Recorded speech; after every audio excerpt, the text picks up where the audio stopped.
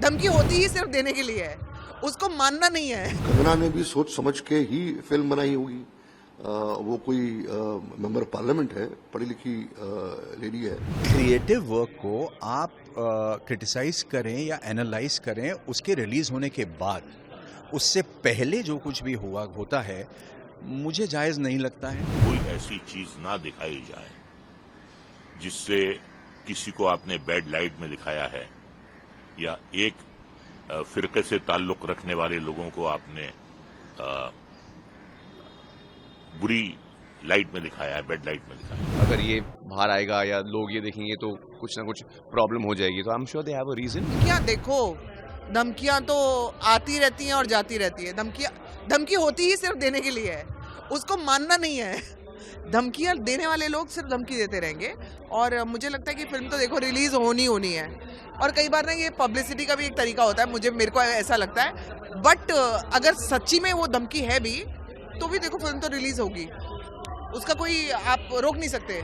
और कंगना की फिल्म में मैं एक्सपेक्ट कर रही हूँ कि आफ्टर अ लॉन्ग टाइम, लंबे वक्त के बाद मैं कंगना को इस रूप में देखना चाहती हूँ।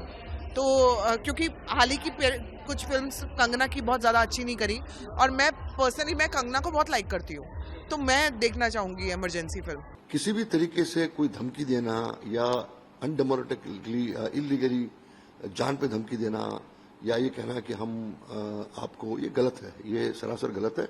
और हमारी कंट्री में फिल्म को सेंसर मिल भी जाती है और फिल्म रिलीज भी हो जाती है।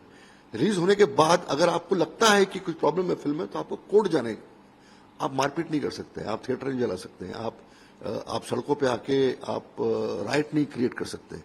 इसके पहले भी बहुत सारी फिल्मों में हुआ, पद्मावत में हुआ, उसके पहले भी बहुत सारी फिल्मों में एक अनडेमोक्रेटिकली प्रोटेस्ट हुए हैं और हमने हर वक्त उसको ऑब्जेक्ट किया हुआ है। तो मुझे लगता है कि फिल्म मेकर की अपनी आजादी है, जो लोग ऑब्जेक्ट करते हैं उनकी अपनी आजादी है, लेकिन कानून के दायरे में अगर आप कोई भी अपनी एक्टिविटी करते हो तो वो जो है वो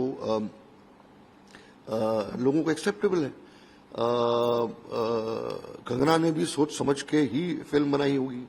वो कोई मेंबर पार्लियामेंट है, पढ़ी लिखी लेडी है। और ऐसे कोई भी फिल्म मेकर हो, जब भी वो फिल्म बनाता है उसका जो कट पॉइंट है वो है certification board, sensor board. Film वहां जाती है, मैं एज अ मेकर फिल्म को वहां डालता हूं। सेंसर बोर्ड में पढ़े लिखे लोग हैं, एक्सपर्ट लोग हैं, हर प्रोफेशन के लोग हैं, कमेटी मेंबर्स हैं, वो फिल्म देखते हैं। और अगर मेरी फिल्म को जो कट्स मिलते हैं और अगर मैं कट्स को एक्सेप्ट नहीं करता हूं तो मैं रिवाइजिंग कमेटी में जाता हूं, रिवाइजिंग कमेटी सजेस्ट करती है। तो एक पूरा प्रोसेस है। और अगर मुझे रिवाइजिंग कमेटी का भी डिसीजन करेक्ट नहीं लगता तो एज अ मेकर मैं कोर्ट जाता हूं। बहुत सारी फिल्में जो है वो कोर्ट गई और कोर्ट से अपने लिए जस्टिस लेके आई हैं। तो इस कंट्री में वायलेंस जो है वो मुझे लगता है कि गलत है, और हर फिल्म मेकर को अपने हिसाब से फिल्म बनाने का हक है। और CBFC is a statutory body जो डिसाइड करती है कि इस फिल्म में क्या जाना चाहिए और क्या नहीं जाना चाहिए। मैं एक बड़ी सिंपल सी बात बताता हूँ।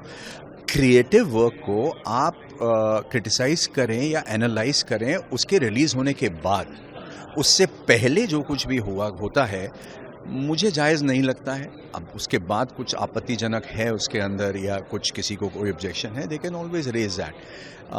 लेकिन किसी चीज़ को बिना देखे इस तरह की जजमेंट पास करना तो पर्सनली, मेरे पर्सनल लेवल मुझे ठीक नहीं लगता। बाकी आई एम श्योर जो लोग ऐसा कह रहे हैं उनके अपने रीजंस होंगे, but from outside I feel इस चीज़ की ज़रूरत नहीं है। कंगना रनौत जी की जो ये फिल्म है इमरजेंसी, ये रिलीज से पहले ही विवादों में घिरती हुई दिखाई दे रही है।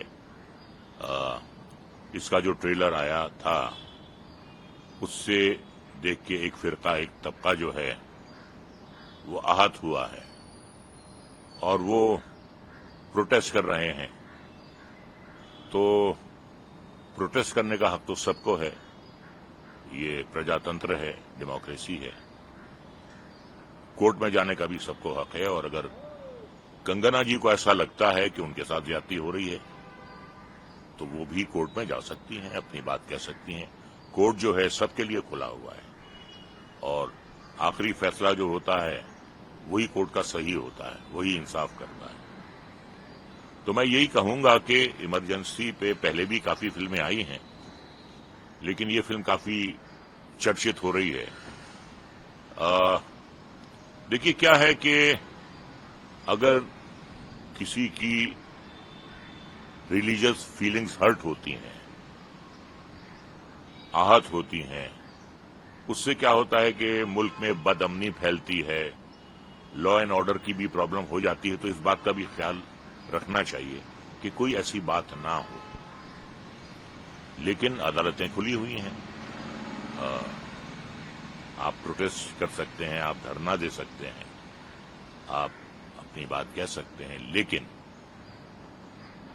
डेमोक्रेसी है हमारे यहाँ और हमारा जो एक इंस्टीट्यूशन है सेंसरशिप का, वो बहुत जिम्मेदारी से अपना काम करता है। लेकिन उन्हें भी कई बार ये सोचना चाहिए कि कोई ऐसी चीज ना दिखाई जाए जिससे किसी को आपने बैड लाइट में दिखाया है या एक फिरके से ताल्लुक रखने वाले लोगों को आपने बुरी लाइट में दिखाया है, बैड लाइट में दिखाया है। तो फिल्म भी रिलीज हो रही है। अब ये जो नया विवाद शुरू हो रहा है, ये क्या किस करवट लेगा ये आगे, ये हम कह नहीं सकते। लेकिन मैं ये चाहूंगा कि जो भी हो अमन और शांति से हो, और अगर किसी बात पर एतराज है उस पर गौर किया जा सकता है, और अगर ऐसा लगता है कि इसे दिखाने से डेमोक्रेसी में आपको फ्रीडम ऑफ एक्सप्रेशन का हक दिया गया है, लेकिन इसके साथ साथ किसी के जज्बात मजरू करने का आपको कोई हक नहीं है। किसी भी कम्युनिटी को आपको बैड लाइट में दिखाने को कोई हक नहीं है। ये हमारी डेमोक्रेसी कहती है।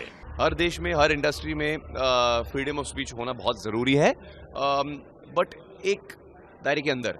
आई फील कि अगर ऐसे कुछ चीज़ें हैं जिससे sensor board obviously responsible body है, तो उन्हें पता है कि यार अगर ये बाहर आएगा या लोग ये देखेंगे तो कुछ ना कुछ प्रॉब्लम हो जाएगी। तो I am sure they have a reason, but I am hopeful कि यार ये रिजॉल्व हो जाए, सबकी पिक्चर रिलीज होनी चाहिए। एब्सोल्युटली।